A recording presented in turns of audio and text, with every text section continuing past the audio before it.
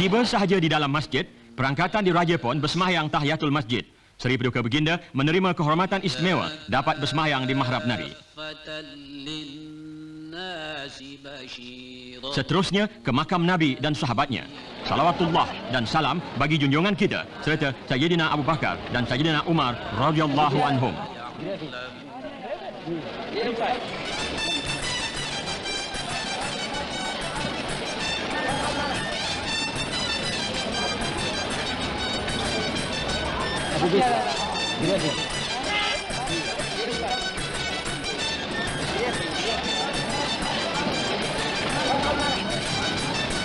Kemudian, perangkatan diraja Malaysia pun menziarahi Masjid Quba.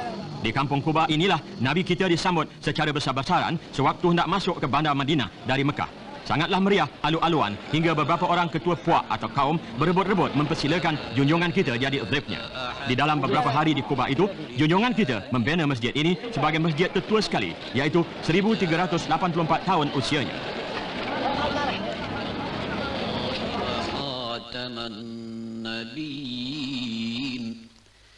وكان الله بكل شيء عليما.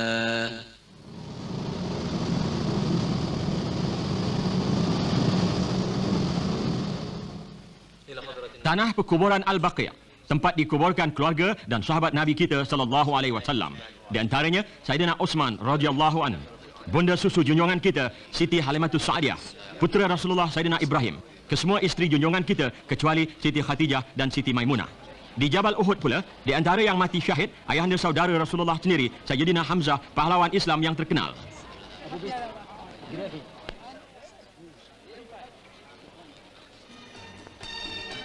Di istana tetamu di Madinah, Seri Paduka Baginda dikunjungi oleh penuntut-penuntut yang menghadap Baginda serta mempersembahkan cenderamata dengan lafaz taat setia kepada Baginda dan negara. Baginda menasihatkan mereka supaya mengekalkan nama baik Malaysia.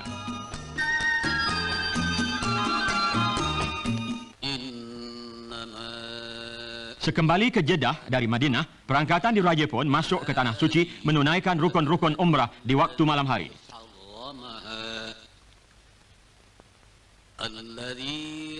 Makkatul Makarramah, Bandar Mekah, Tanah Keramat, tanah tumpah darah Nabi Muhammad sallallahu alaihi wasallam, bumi kelahiran agama Islam, agama yang mengakui asalnya Tuhan dengan tiada sekutu baginya, agama yang mempersaudarakan umat manusia seluruh alam, agama yang menegakkan hidup rukun damai di dunia dan menjaminkan syurga dan firdaus di akhirat. Di sini juga diturunkan Tuhan wahyi kepada Muhammad, dan di antara 114 surah di dalam Quran, 92 diturunkan di Mekah dalam tempoh 13 tahun Muhammad menjadi Nabi sebelum berhijrah ke Madinah. Kebanyakan surah-surah di Mekah itu menumpukan perkara tauhid dan amalan antara manusia dengan Tuhan.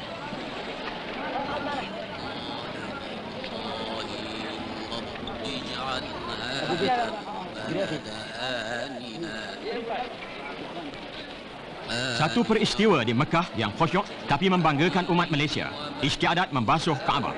Raja kita diberi setinggi-tinggi kehormatan melangsungkan istiadat ini berserta dengan Al-Malik Faisal. Baginda berdua memulakan dengan tawaf sunat mengelilingi Kaabah.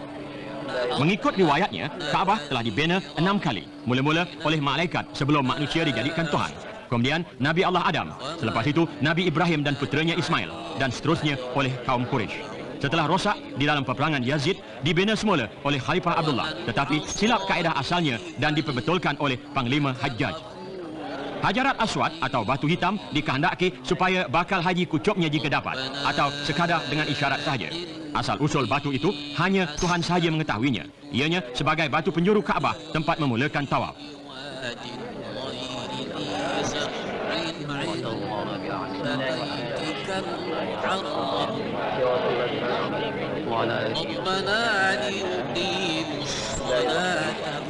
Selesai tawaf, semayang sunat di makam Nabi Ibrahim, iaitu sebuah batu pejal dibawa oleh Ismail untuk bersama-sama ayahnya Nabi Ibrahim berdiri memerhatikan pembinaan Kaabah.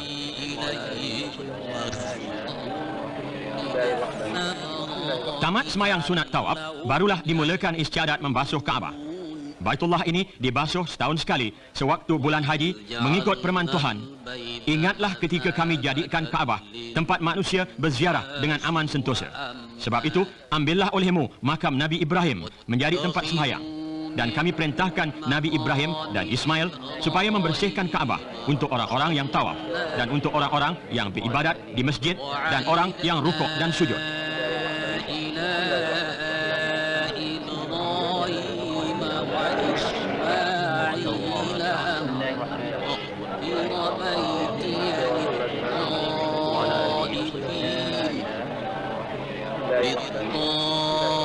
للطائفين والعاكفين والركع السجود.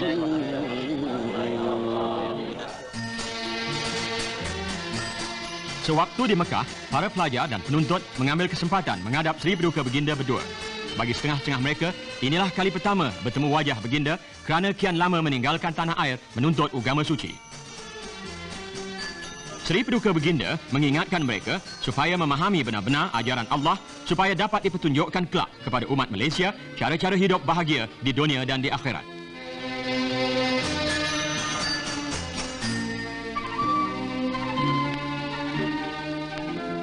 Salah satu kemudahan bagi bakal haji Malaysia ialah rumah sakit yang berhampiran dengan Masjidil Haram. Rawatan sungguh memuaskan, tetapi kaki tangan dan bangunannya selalu sibuk bagi bakal-bakal haji yang makin bertambah tiap-tiap tahun. Sri Paduka Baginda melafazkan kata-kata penawar kepada yang uzur ini.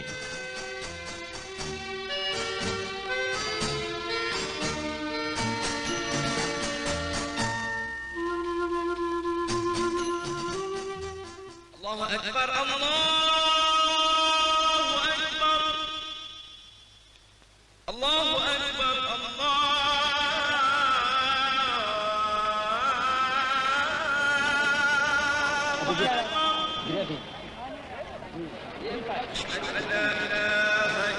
Hari Jumaat di Masjidil Haram. Selama 13 hari di negeri Arab Saudi, satu pengalaman yang tak mungkin dilupakan oleh rombongan di Raja Malaysia. Semayang Jumaat dengan hampir 300,000 manusia dari berbagai-bagai bangsa di dalam masjid berhadapan tepat dengan Kaabah, kiblat kita.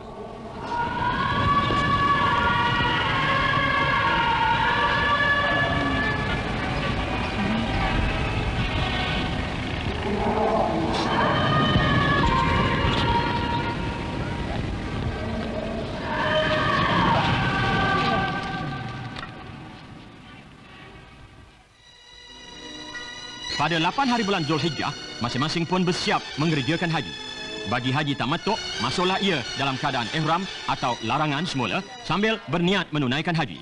Dan beramai-ramailah meninggalkan Mekah menuju mula-mula ke Mina, kira-kira 4 batu jauhnya daripada bandar suci itu. Masing-masing dengan daya upaya sendiri. Ada yang berjalan kaki, ada yang berunta, ada yang dibumbung kereta.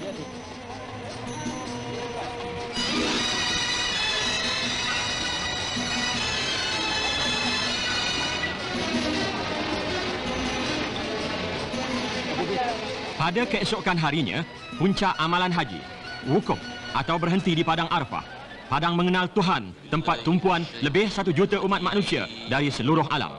Di sinilah tiada tuan, tiada hamba, tiada kaya, tiada miskin.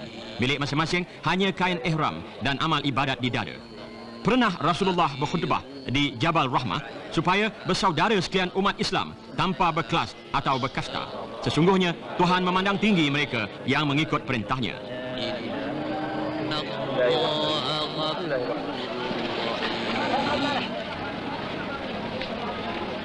Haji atau tidaknya seseorang itu bergantung kepada sempat atau tidaknya ia tiba di Padang Arafah waktu Zuhur 9 Zulhijjah.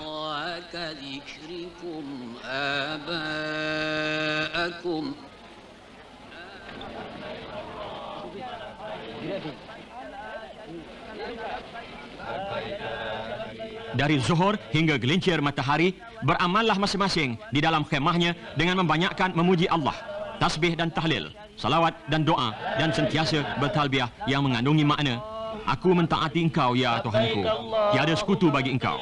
Aku mentaati engkau, segala pujian dan nikmat bagi engkau, dan demikian kerajaan. Tiada sekutu bagi engkau ya Tuhanku.